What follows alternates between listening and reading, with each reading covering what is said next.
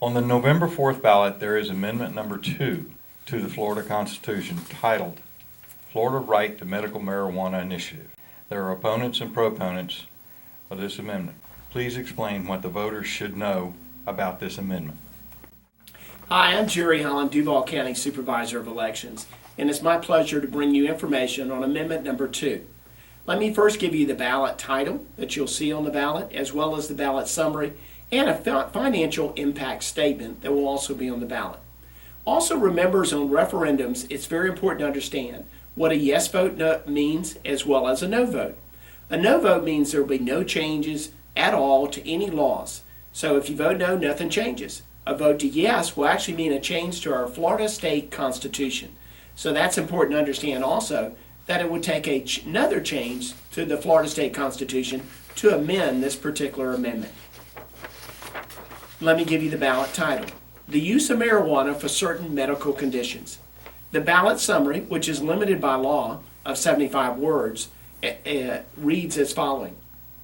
Allows the medical use of marijuana for individuals with debilitating diseases, as determined by a licensed Florida physician.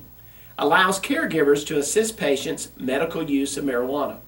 The Department of Health shall register and regulate centers that produce and distribute marijuana for medical purposes, and shall issue identification cards to patients and caregivers. Applies only to Florida law, does not authorize violations of federal law or any non-medical use, possession, or production of marijuana. The financial impact statement. Increased costs from this amendment to state and local governments cannot be determined. There will be additional regulatory and enforcement activities associated with the production and sale of medical marijuana. Fees will offset at least a portion of the regulatory costs. While sales tax may not apply to purchases, changes in revenue cannot be reasonably determined since the extent to which medical marijuana will be exempt from taxation is unclear without legislative or state administrative action. Now, this is important also to understand too. This is a pretty lengthy amendment, but only 75 words is allowed on the ballot. So that's very important for you to go and read the entire legislation.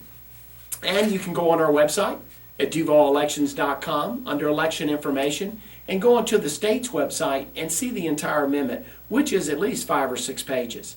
There is one important point that should be brought out. As this talks about debilitating illnesses, there is one additional point that should be brought out.